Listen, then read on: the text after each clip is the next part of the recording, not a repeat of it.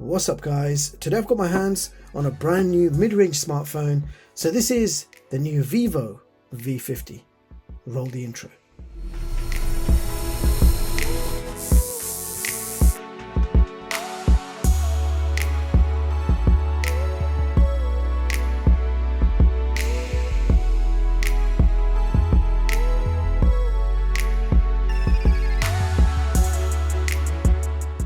So this is Vivo's brand new mid-range smartphone powered by the Snapdragon 7 Gen 3. It features IP68 and IP69 certification. It has a massive 6000 mAh battery, yet look how slim this phone is at only 7.39mm. So Vivo is using a high capacity silicon carbide battery in this phone, and it's pretty jam-packed with some impressive features, and I just can't wait to see how this one performs. So first of all, inside the box you will find user manual, a clear silicone case, a USB-A to Type-C charger, a 90-watt Vivo flash charger is included in the box, and last but certainly not least, the Vivo V50 itself. Now if you're wondering about price, you can expect to pick this up for around £339. Now by the time this video goes live, you will probably know the real price, and I will stick all the pricing info in the description box for your convenience. Now let's talk design. Now this phone is very aesthetically pleasing, with a glass front, and that's Schott diamond shield glass protection. No idea how tough it is when compared to Gorilla Glass, but this promises scratch resistance and even 50% better drop protection than the previous gen model. We have a quad curved display with the screen curves around all four sides and corners, front and back, and a rather nice looking rounded middle plastic frame with a chrome finish to make it look like metal. So this is probably the slimmest smartphone I have come across this year at only 7.39mm, and it weighs 189 grams. So super slim and light, but Vivo has also managed to install a 6000 mAh battery in this phone. And in case you're not sure, the silicon carbide battery uses silicon carbon anodes, allowing higher battery capacity in a compact form factor. So that is how they managed to get the phone so slim, and also supporting 90-watt fast charger included. So slimmest 6000 mAh smartphone I have seen this year so far, and the battery will easily last you up to 2 days with normal to medium usage.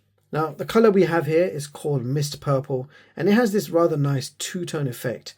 On the back we have an interesting camera module design with a chrome ring around the dual sensors, and you have an Aura ring LED light right underneath.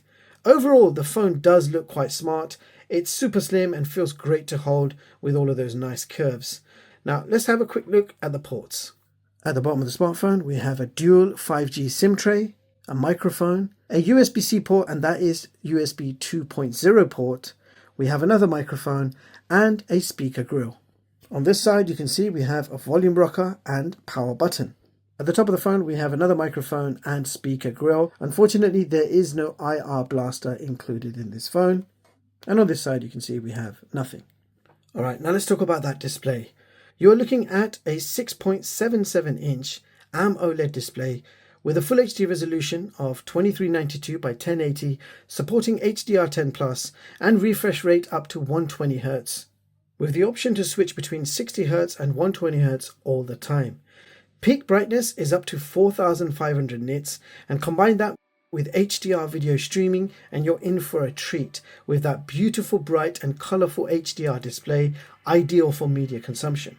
Furthermore, the bezels are pretty narrow and symmetrical going all the way around.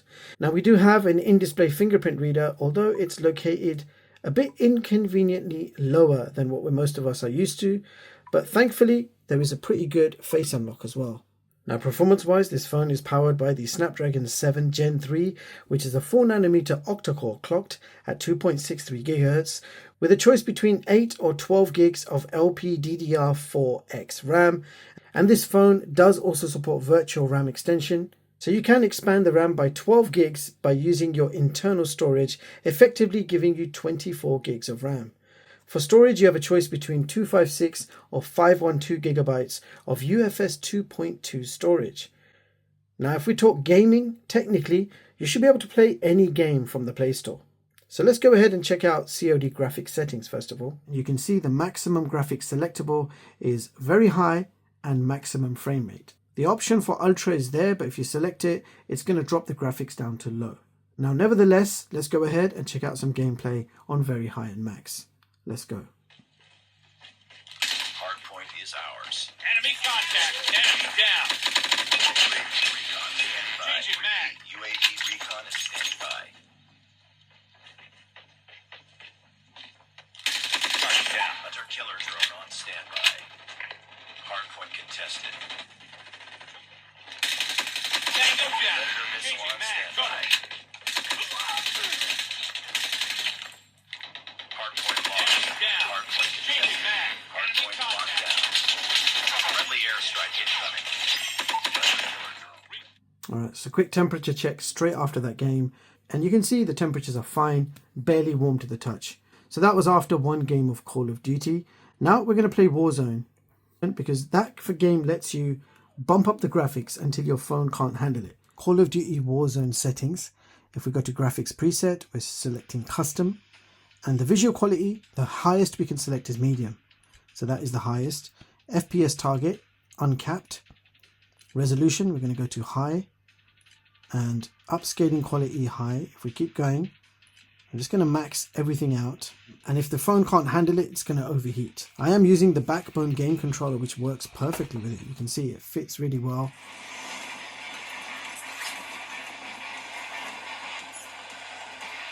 Stay alive to keep the squad in fire.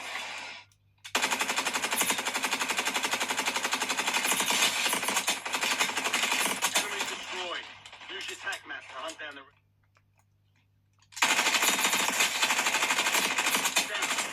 Win this thing. Look at his EKIA. Reward drop inbound. Thank your squad mate for that one. Fire sale active. Buy station prices have been reduced.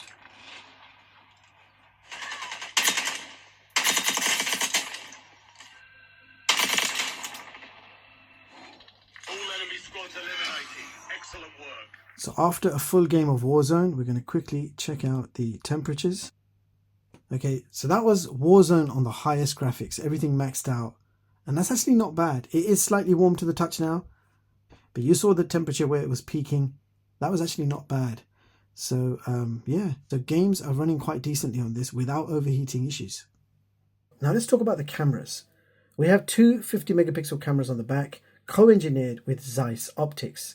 So this has a 50 megapixel primary, which is a Sony IMX882 sensor. And this is quite a popular sensor, which has been used in many different smartphones from the past year. And to name a few, Poco F6, Realme GT Neo 6, Realme 12 Pro, the Vivo V40 Lite, the Nothing CMF Phone 1, and the list goes on. So decent primary sensor used by many brands already. This phone also has a 50 megapixel ultra wide. It's the Sony IMX821, and that's a brand new sensor which I've not tested before, so I look forward to sharing the samples with you very shortly. And on the front we have a 50 megapixel selfie camera, so let's just go ahead and check out some photo and video samples. Alright, so rear cameras to begin with, and we are filming 4K 30, which is the maximum resolution supported. So 4K at 30 frames per second. I'm at a local park with my daughter, who's on the swing right now behind me.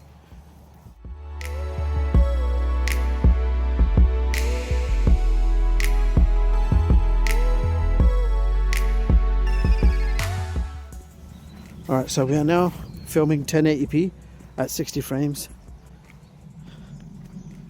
And this is what you can expect. My tongue is frozen. Yes, baby.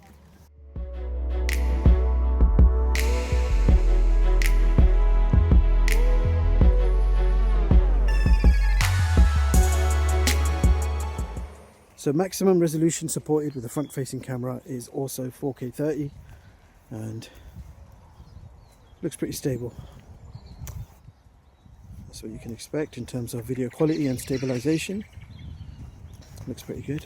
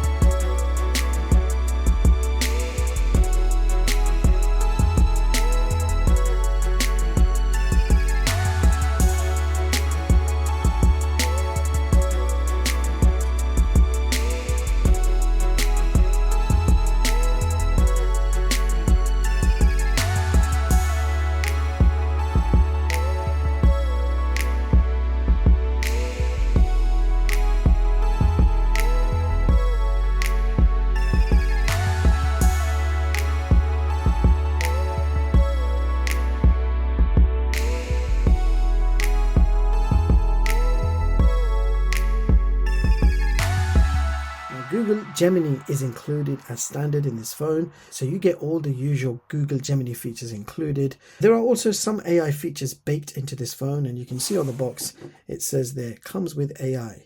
So AI features have been baked into the OS now. So you have things like AI erase. Now if you've got a photo with a whole bunch of things in there, you can use AI erase, which is right there. You just circle the image you want to erase. It will identify it and it will remove it.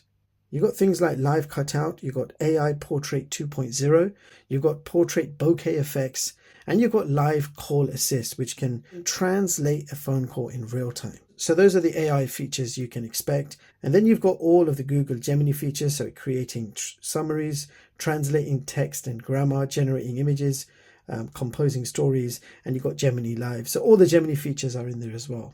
So all in all, I think the cameras are very decent, both front and back. Well optimized and great looking photos. Do let me know your thoughts. What do you guys think of the cameras? All right, so moving on to system and benchmarks, starting off with DRM info, which shows Google Widevine Level 1, and I will also show you the HDR format supported, HDR10, HDR10 Plus, and HLG. So I do want to briefly open up Netflix and show you that Full HD HDR streaming with spatial audio is supported. And just to further confirm that, if we go into the playback specifications of Netflix, you can see Widevine Level 1, Full HD resolution and supported hardware codecs, and there's the HDR capabilities, HDR10. And here is CPU-Z, where you can check out the clock speeds. So you can see up to 2.63 gigahertz, and at the bottom I can confirm Adreno 720 graphics. Now this phone specifically has 512 gigs of UFS 2.2 storage. So I ran an internal disk speed test, and here are the results. Read speeds 1303 and write speeds 387 megabytes per second. So moving on to the benchmarks, starting off with Geekbench 6, and here are the results. Single core score 1138 and multi-core score 3146. And in 3D Mark, we ran the Wildlife Extreme test, and you can see it achieved an overall score of 1453. I then ran the Steel Nomad Lite test, and we achieved an overall score of 478. And when I tried to run the Solar Bay test, it said, sorry, your device does not support all the Vulkan features required to run this test. So Solar Bay was not even supported. And last but not least, in Antutu benchmark, we achieved 813K. Now, to give you an idea of how this phone ranks, here is my top performing smartphone chart of 2025, showing you the latest smartphones and seeing how they compare with each other. Now, all smartphones are ranked by Geekbench multi-core scores. So higher the score, faster the phone, and therefore higher it ranks on this chart. For those people who are not bothered about benchmarks, I've also given each phone a rating out of 100 based on the features and the specs. So you can see exactly which phone is the most powerful and which phone overall is the best in terms of rating. So based on that, the Vivo achieves position 19 on this chart with a Geekbench multi-core score of 3146. You can see it also achieves the lowest 3D Mark Wildlife Extreme score and the lowest Steel Nomad Lite score. And after going over all the pros and the cons of this phone and using it for a few days, I've actually given it an overall score of 80 out of 100. So performance-wise, the Vivo V50 sits just under the Vivo V40. And if you compare the Geekbench scores between them, it's quite a similar result. But if you compare the 3D Mark scores, especially Wildlife Extreme, you can see the V40 outperforms the V50 when it comes to gaming. Now you can view the full versions of all my charts online at chigstech.com and read them at your leisure and completely free of charge. Now, a few other things to point out. This phone is running Android 15 with Funtouch OS 15 on top.